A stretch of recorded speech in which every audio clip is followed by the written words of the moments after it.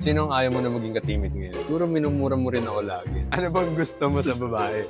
Kung naglaro ka pa ngayon. Nasa finals kami. Sa tingin mo, sa Lasal, sino ang...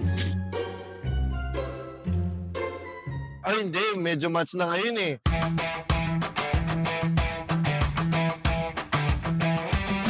Welcome to ODL. Owas Daldalan Laglagan. Dito, bawal ang safe set. Lahat ng kwento, binabackweek. Ang mga chismis, dinadrop ball. Kaya tignan natin ang target natin ngayon, kumidepensa ba.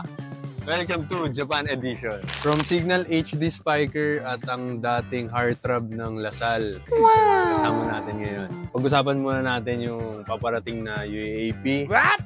So, para sa'yo, sa tingin mo ba makakapasok ang Lasal ngayon sa finals? Sure naman ako makakapasok sila ng Final Four. Wow. Sa finals kasi medyo ibang ibang usapan na yun eh. Pero nasa sa kanila naman kung tinatrabaho nila ng ayos ngayon. So, yun. Kung sa tingin mo ba, kung naglaro ka pa ngayon? Nasa finals kami. Siyempre. May abang talaga.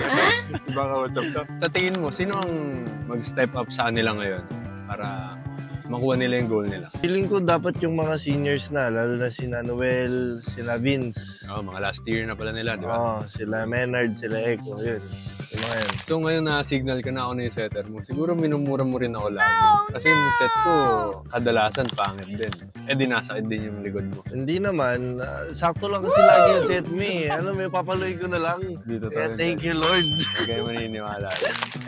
So, sa naging teammate mo before, sinong ayaw mo na maging ka-teammate ngayon? Saan before? Sa Lasal? Kahit saan. Kahit saan? Oo. O sabihin natin sa Lasal. Total.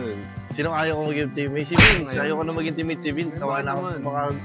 Sawa na ako sa mukha ni Vince eh. Simula high school pa lang kami. Magkakasama na kami. Wala high school pa lang magkaanak. Oo. Sa na-experience mo ngayon sa Signal, tingin mo ba naalagaan ka na maayos or masaya ka ba na na-signal ka ngayon? Oo. Hindi masaya, no? Nag-iisip nga lang eh. Tagal mo Nag-iisip. Oo naman, masaya.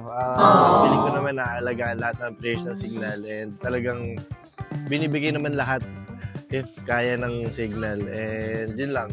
Kailangan lang talaga pagtrabuhan nyo din yung part namin. Pero doon na lang din magbe-base kung paano nila ibabalik or susuklian yung ginagawa namin. So yun. Ay, yung alaga sa'yo ni TM, kamusta naman? Alaga. TM, extra income naman. So, sa tingin mo, nung last conference natin sa Spikers Turf, kanino ka pinaka-nahirapan na team? Na team, syempre Chris Cross. Kasi talagang iba din yung level ng plays nila. And talagang mahirap. Malalakas din talaga yung mga players nila din. May ibang team ba na nag-offer sa'yo? Or signal na agad yung pinuntahan mo kasi nandito ako? Oh yun. Nung nalaman ko na dito, hindi ko na in-entertain lahat sila eh. Hindi ko ganiniwala. Hindi totoo yun. Nandun ka ba naman sa ilang times champion sa UA? Sabi mo nga sa akin, lipat. Ito yung tanong ng marami, saka mga laging tinatanong kasi famous ka sa sa TikTok. So, ano bang gusto mo sa babae? At sino ba yung gusto mo? Ano ang gusto ko sa babae? Mabait. Maintindihan. Kasi, laging busy. Laging busy eh. Sa schedule. Caring. Gusto nila lambing. Oo, gusto ko nilalambing ako.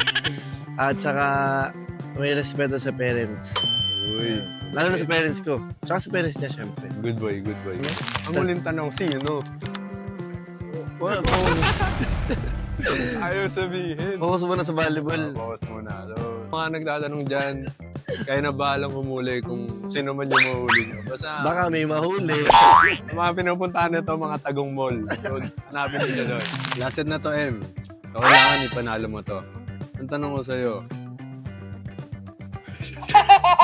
ewan ko kayo, tatanong ko to eh. Sa tingin mo, sa Lasal, sino ang... Ay, hindi. Medyo match na ngayon eh. Hindi ko alam kung si Noel Campton o si Echo Adhar eh. Yan. Alamin nyo na lang kung ano yung tinanong mo sa kanya. At yan muna ang latest sa ODL dito sa Japan. Thank you. Set tayo ulit.